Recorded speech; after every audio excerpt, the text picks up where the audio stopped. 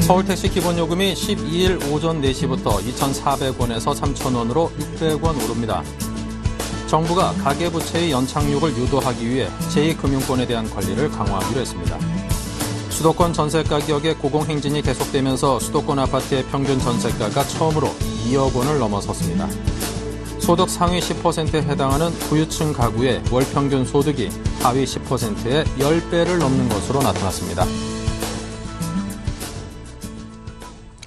네, 시청자 여러분 안녕하십니까. 생경제현장의 김동석입니다. 휴일을 하루 앞둔 오늘 우리 국내 증시 기관의 매도세가 상당 부분 쏟아지면서 2,000선 회복하지 못한 채 마쳤습니다. 고병기 기자 연결하겠습니다. 안녕하세요. 안녕하세요. 네, 오늘 장 마감 시황부터 듣겠습니다. 네, 일 코스피 지수는 전 거래일보다 0.03% 오른 1999.47로 마감했습니다. 전날 미국 증시는 정치권의 연방정부 폐쇄에도 불구하고 상승 마감한 가운데 코스피 지수도 외국인과 기관의 매수세에 2010포인트 선 위에서 출발했습니다. 하지만 이후 기관이 매도로 돌아서자 지수는 다시 상승폭을 반납했습니다. 이날 외국인은 26거래일 연속 매수 행진을 이어가며 2,276억 원어치를 사들였고 개인도 216억 원어치를 순매수했습니다. 기관은 투신이 1,533억 원어치를 매답한 것을 포함해 2,282억 원을 순매도했습니다. 업종별로 보면 의료정밀과 전기전자가 2% 이상 올랐고 의약품과 은행도 강세를 보였습니다. 운송장비와 건설업 그리고 기계는 하락했습니다. 시가총액 상위 종목 중에서는 D램 가격 상승 기대감이 반영되며 SK하이닉스와 삼성전자가 상승했고 현대중공업과 삼성생명, SK텔레콤도 올랐습니다. 반면 글로벌 자동차 판매 부진 소식에 현대차와 기아차, 현대모비스는 하락했습니다. 또 LG 디스플레이도 수익성 악화 소식에 하락했습니다. 코스닥 지수는 전 거래일보다 0.32% 오른 532.03의 거래를 마쳤습니다. 시가총액 상위 종목 중에서는 CJ ENM이 4.61%나 상승했고 메디톡스와 서울반도체 등도 2%대의 강세를 보였습니다. 네, 자 그리고 D램 가격 상승 또 국내 반도체 업체의 하반기 투자 등 이 호재가 겹치면서 반도체 관련 업황이 살아날 것이다. 이런 밝은 전망이 있던데요. 어떨까요? 네, SK하이닉스의 중국 우시 공장 화재는 D램 가격을 끌어올리고 있습니다. 삼성전자의 중국 시안 공장 장비 발주는 4, 4분기 이후 반도체 장비 업체들의 실적 개선 기대감을 키우고 있습니다. 반도체주의 주가가 상승 사이클로 진입하고 있는 것으로 보입니다. 이날 SK하이닉스는 유가증권 시장에서 4.01% 오른 31,150원의 거래를 마쳤습니다. 중국 우시 공장 화재가 반도체 가격을 올리며 호재로 작용하는 모양새입니다. 반도체 전자상거래 사이트 D램 익스체인지에 따르면 9월 4기가비트와 2기가비트 D램 고정거래선 가격은 8월 하반기에 비해 모두 8.9% 상승한 3.44달러와 1.72달러를 기록했습니다. 반도체 가격이 급등한 것은 SK하이닉스 우시라인의 화재로 수급 불균형이 지속될 것이라는 우려감 때문으로 풀이됩니다. SK하이닉스의 경우 현재 보유하고 있는 재고로 생산 차질 물량의 상당 부분을 대응하고 있기 때문에 D램 가격 상승에 따른 효과도 보고 있는 셈입니다. 삼성전자의 경우도 신종균 IT 모바일 부문 사장의 긍정적인 실적 전망에 3, 4분기 잠정 실적 발표를 하루 앞두고 140만 원대를 회복했습니다. 삼성전자는 유가증권 시장에서 2.60% 오른 141만 8천 원의 거래를 마쳤습니다. 이날 유가증권 시장에서 전기전자 업종은 2.05%까지 올랐습니다. 코스닥 시장에서도 반도체 업종이 4분기부터 삼성전자의 중국 시안 공장의 발주가 본격적으로 시작된다는 소식에 급등했습니다. 반도체 업종 지수는 1.53% 오른 820.10을 기록했습니다. 업종 내에서는 LDT와 세미텍은 가격 제한폭까지 올랐으며 원익 IPS, 크로바 하이텍 등이 큰 상승폭을 나타냈습니다. 반도체 업황이 살아나면서 반도체 관련 비상장 업체들도 기업 공개를 준비하고 있습니다. PCB 회로기관 인쇄기기 업체인 인터백스는 코스닥 시작 상장을 위해 KDB 대우증권을 주관사로 선정하고 상장 준비를 하고 있습니다. 반도체 관련 박리액을 만드는 LTC, 반도체 테스트 업체 테스나도 각각 코스닥 시장에 상장 예정입니다. 송종호 연구원은 삼성전자 시안 공장 등 국내 반도체 업체들의 설비 투자가 늘어나고 있고 SK 하이닉스 공장 화재로 반도체 가격도 오르고 있어 업황이 전체적으로 좋아지고 있다고 설명했습니다. 네, 자, 그리고 오늘 GNC 에너지가 새로이 상장을 했습니다. 첫날부터 크게 올랐다고 하던데요. 상장 첫날 분위기, 또 회사의 전망을 일러주십시오. 네, GNC 에너지가 상장 첫날 상한가까지 올라 공모주 투자자들이 대박을 터뜨렸습니다. GNC 에너지는 이날 코스닥 시장에서 공모가보다 2배나 높은 12,000원의 시초가를 형성한 뒤에 장이 시작하자마자 가격 제한폭까지 급등해서 13,800원의 거래를 마쳤습니다. 공모주를 사들인 투자자라면 상장 첫날에만 무려 130%의 수익을 거두는 셈입니다. GNC 에너지의 경우 비상발전 설비와 소형 열병합 발전, 바이오가스 발전 사업 등의 사업을 하는 회사입니다. 지난해 매출액은 601억 2,500만 원, 당기순이익은 33억 6,900만 원을 기록했습니다. 주력 분야인 비상발전 설비의 경우 최근 인터넷 데이터 센터 등 비상용 발전 수요가 급증하면서 연 10% 이상 꾸준히 성장하고 있습니다. 네, 잘 들었습니다. 지금까지 고병기 기자와 함께했습니다. 감사합니다. 감사합니다.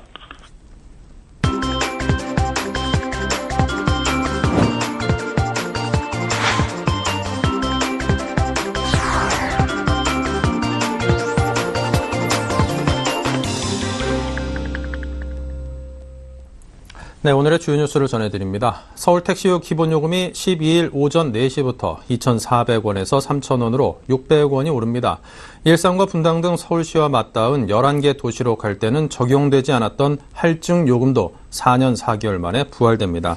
서울시는 오늘 이 같은 내용의 택시요금 인상안을 발표했습니다. 인상안에 따르면 거리요금도 144m당 100원에서 142m당 100원으로 오르며 시간요금은 그대로 적용됩니다. 대형과 모범 택시는 기본 요금이 5,000원으로 500원 오르며 시간과 거리 요금은 현 수준이 유지됩니다. 서울시는 중형 택시의 요금 인상률이 10.9%라고 밝혔지만 일산과 분당 등에 거주하는 승객은 밤늦게 택시를 타면 시계 외 요금과 시간 할증이 더해져 체감 인상폭이 더 클 전망입니다. 정부가 가계부채의 연착륙을 유도하기 위해 제2금융권에 대한 관리를 강화하기로 했습니다. 주택담보대출의 만기 구조는 중장기로 분산하고 금융사의 상환능력 심사를 강화해 가계부채 악화를 막을 계획입니다. 금융위는 오늘 이 같은 내용의 가계부채 연착륙 대응 방안을 내놨습니다. 정부는 우선 농협과 수협의 대출 한도를 축소하는 등 제2금융권에 대한 가계대출 보완책을 조속히 추진키로 했습니다. 상호금융과 카드론 등 취약 부문의 잠재 위험을 주기적으로 점검하고 전월세 보증금 대출 등 새로운 가계부채 증가 요인도 관리하기로 했습니다. 또 은행 주택담보대출의 만기 구조는 기존 1, 3년에서 5에서 20년으로 분산하기로 했으며 이를 위해 장기 분할 상환 주택담보대출 공급을 확대할 계획입니다. 수도권 전세가의 고경 행진이 계속되면서 수도권 아파트의 평균 전세가가 처음으로 2억 원을 넘어섰습니다. KB 부동산 알리지에 따르면 지난달 말 수도권 아파트의 평균 전세가는 2억 121만 원으로 조사됐습니다. 지난해 10월 1억 9,146만 원이었던 수도권 아파트의 평균 전세가는 전세가 폭등 속에 1년 동안 1,000만 원 이상 올라 지난달 2억 원대마저 돌파했습니다. 연말이 되려면 아직 3개월이나 남아 있음에도 올 들어 수도권 아파트 전세가는 작년의 상승률 2배인 5.3%나 올라 서민층의 고통을 키우고 있습니다. 소득 상위 10%에 해당하는 부유층 가구의 월 평균 소득이 하위 10%의 10배를 넘는 것으로 나타났습니다. 통계청과 기획재정부가 기획재정위 새누리당 이한성 의원에게 제출한 자료에 따르면 지난해 전국의 2인 이상 비농가 소득 상위 10%에 해당하는 10분위 가구의 월평균 소득은 921만 2천 원으로 집계됐습니다. 이는 하위 10% 계층인 1분위의 가구당 평균 월소득 90만 3천 원의 10.2배에 달하는 수준입니다. 소득 상위 10% 가구의 월 평균 소득은 4분이 297만 7천 원의 3배, 7분이 451만 8천 원의 배에 달할 만큼 격차가 컸습니다. 이한성 의원은 소득 하위 계층과 상위 계층 간의 격차가 너무 커 우려를 금할 수 없다며 소득 재분배 기능을 강화하는 데 정부가 더욱 관심을 가져야 한다고 말했습니다. 올 하반기 들어 안정되는가 싶었던 국내 회사채 시장의 미매각률이 석 달 만에 다시 치솟았습니다.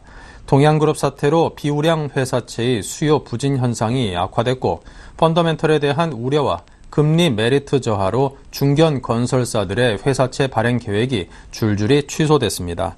금융투자업계에 따르면 지난달 국내 회사채 시장의 미매각률은 37.4%로 집계됐으며 전체 수요 예측 금액 4조 4,700억 원 중 미매각액은 1조 6,740억 원이었습니다. 미매각률은 지난 6월 미국의 양적 완화 축소 우려로 72.2%까지 급등했지만 이후 20% 안팎에서 안정적 흐름을 보여왔습니다. 김기명 한국투자증권연구원은 지난달 취약 업종과 재무구조가 취약한 기업의 시장 수요가 부진했다면서 동양그룹이 일부 계열사에 대한 법정 관리를 신청하며 앞으로 비우량 회사채의 시장 수요 위축 국면이 더욱 심화될 수 있다고 말했습니다. 금융당국이 접수한 주가 조작 등 자본시장 불공정 거래 사건이 지난 2년 사이 급증한 것으로 나타났습니다. 국회 정무위 소속 민주당 이종걸 의원이 금융위로부터 제출받은 국정감사 자료에 따르면 작년 자본시장 불공정 거래 사건 건수는 271건으로 2010년보다 39.7% 늘어난 것입니다. 불공정 거래 사건은 2011년 222건, 작년 271건으로 눈에 띄는 증가세를 보였습니다. 이같이 자본시장의 불공정 거래 사례가 갈수록 늘어나는 데는 금융당국의 약한 처벌이 원인이 된다는 지적이 나옵니다. 해가 갈수록 주가 조작이 더욱 기승을 부리는데도 처벌은 솜방망이에 그치고 있다며 주가 조작 근절을 위해 과징금 부과 등 더욱 강력한 규제가 필요하다고 지적했습니다. 미국 연방정부가 일시적으로 폐쇄되는 셧다운이 현실화됐습니다. 글로벌 경제 전체가 상당히 큰 우려감을 나타내고 있는데요. 자, 셧다운 사태의 전망과 영향, 국제부 이종혁 기자로부터 듣겠습니다. 안녕하십니까? 네, 안녕하십니까? 네, 미 연방정부의 셧다운이 시작됐습니다. 먼저 셧다운이 무엇인지에 대해서 구체적인 설명부터 주십시오. 예, 셧다운은 우리말로 하면 정부의 일시적 업무 정지라고 할 수 있습니다. 미국의 회계 연도는 10월 1일부터 시작해서 이듬해 9월 30일에 끝나는데 2014 회계연도 예산안이 의회를 통과하지 못해 회계연도 시작일인 10월 1일부터 연방정부의 기능이 일시적, 부분적으로 정지된 겁니다. 연방정부 셧다운은 과거에도 수차례 있었고 가장 최근은 1995년 12월부터 1996년 1월 클린턴 행정부 때였습니다. 다만 모든 정부 기능이 멈추는 건 아니고요. 국가안보나 소방, 치안, 우편, 기상예보 등 국민 보호 차원에서 핵심적으로 해야 되는 업무를 제외하고는 모든 일상 업무가 마비되는 것으로 이해하시면 될 것 같습니다. 백악관이 1일 내린 셧다운 지침을 보면 연방정부는 공무원 290만 명 중 최대 120만 명 정도를 일시로 해고해야 하고 국립공원, 박물관 등이 폐쇄되고 기업과 주택 대출 업무도 중단됩니다. 징세나 환급 업무를 할 수 없게 되고요. 상무부가 폐쇄되면서 GDP와 같은 주요 경제지표 발표 업무도 중지됩니다. 한국의 셧다운 사태가 미칠 파장을 보면요. 미국을 방문하시는 관광객들은 박물관, 국립공원 등 상당수 유명 관광지가 폐쇄되면서 큰 불편을 볼 것 같습니다. 하지만 1995년 셧다운 사태 당시 영사 업무가 중단됐던 사례와는 달리 이번에는 영사관이나 주한 대사관은 정상 운영되고 비자 발급 업무가 중단되거나 지연되는 일도 없을 것 같습니다. 통관이나 농수산식품 검역도 평소처럼 진행될 것으로 보입니다. 자, 그렇다면 셧다운이 발생한 배경이 궁금하고요. 장기화될 가능성도 큰 건가요? 예.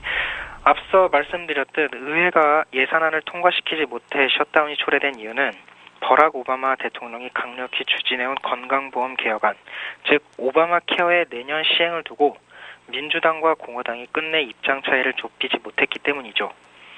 오바마 케어는 국가 주도로 건강보험을 실시하겠다는 것인데 공화당은 재정 부담도 많고 경제에도 좋지 않다며 이제 내년 시행을 미뤄야 한다는 입장이고요. 민주당은 예정대로 내년 예산안에 포함해 시행해야 한다는 입장입니다. 문제는 정치권이 입장 차이를 좁히지 못하고 계속해서 지금 상호 비방만 이어가면서 셧다운 사태가 장기화될 가능성이 커지고 있다는 건데요. 공화당은 예산안이 통과되지 못할 경우 시행하는 잠정 예산안을 지금부터라도 논의하자며 특별협의체를 구성하자고 제안했지만 민주당이 다수당을 차지하는 상원이 이를 즉시 부결시킨 채 논의가 진행되지 않고 있습니다. 현재로서는 사태가 2주 이상 끌 수 있다는 분석이 우세합니다. 네. 자, 이런 셧다운 사태, 한국과 글로벌 시장에 미치는 영향은 어떤 것입니까? 예, 셧다운 사태가 1차적으로 미칠 충격은 올 들어 회복세를 이어가는 미국 경제에 찬물을 끼얹을 수 있다는 겁니다. 현재 시장에서는 셧다운 사태가 매일 3억 달러가량의 경제적 손실을 미국에 끼치는 것으로 분석하고 있고요. 일주일이면 미국의 성장률이 0.1%포인트 떨어지고 4주간 지속되면 하락 속도가 급격히 상승하면서 성장률이 1.4%포인트나 추락할 수 있다고 보고 있습니다. 특히 사태가 장기화되는 와중에 연방정부의 보유 현금이 바닥나고 있다는 게 문제입니다. 재무부에 따르면 미국의 국고가 바닥나는 시점은 이달 17일인데 만약 이날까지 의회가 현재 16조 7천억 달러 수준인 부채 한도를 늘리는 방안을 합의하지 못하면 사상 초유의 채무 불이행 사태가 지금 셧다운 사태에 더해집니다. 즉 지금 미국 정부가 폐쇄된 마당에 정부가 더 이상 돈을 빌릴 수 없게 되면서 신규 차입은 물론 만기가 돌아오는 국채도 상환할 수 없게 되는 거죠. 이 경우 글로벌 금융시장이 직격탄을 맞으면서 엄청난 혼란을 겪을 것으로 보고 있습니다. 일부 전문가들은 2008년 리먼 브라더스 파산 사태는 이 채무 불이행에 비하면 애들 장난일 것이라는 주장까지 하고 있습니다. 이런 상황에서도 의회는 힘겨루기만 계속하고 있습니다. 네, 잘 들었습니다. 국제부 이종혁 기자와 함께했습니다. 감사합니다. 네, 감사합니다.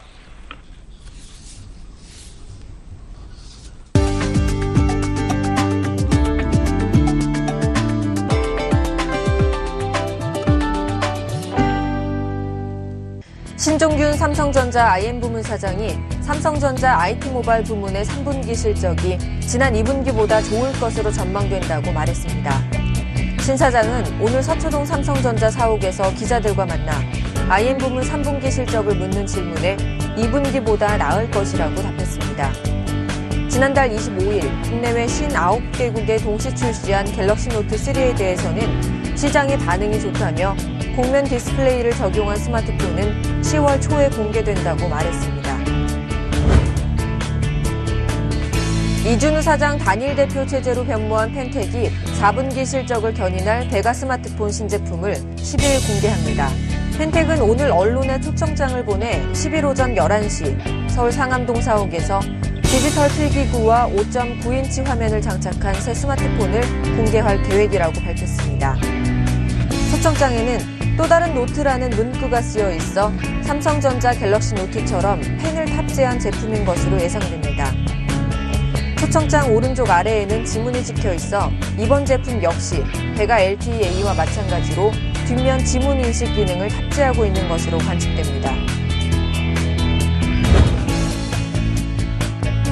국내 브랜드 가치 순위에서 삼성전자 갤럭시가 1위로 독주하고 있습니다. 삼성전자 갤럭시는 이마트, KB국민은행과 함께 3강 체제를 구축하고 있는 것으로 나타났습니다. 브랜드 가치 평가 회사인 브랜드스탁이 발표한 3분기 대한민국 100대 브랜드에서 삼성 갤럭시는 브랜드 가치 평가 지수 936점으로 1위에 올랐습니다. 이마트는 923점, KB국민은행은 917점으로 지난 2분기에 이어 각각 2, 3위에 올라 당분간 브랜드 3강 체제가 유지될 것이란 분석입니다. 네, 이상으로 센 경제 현장을 마칩니다. 감사합니다.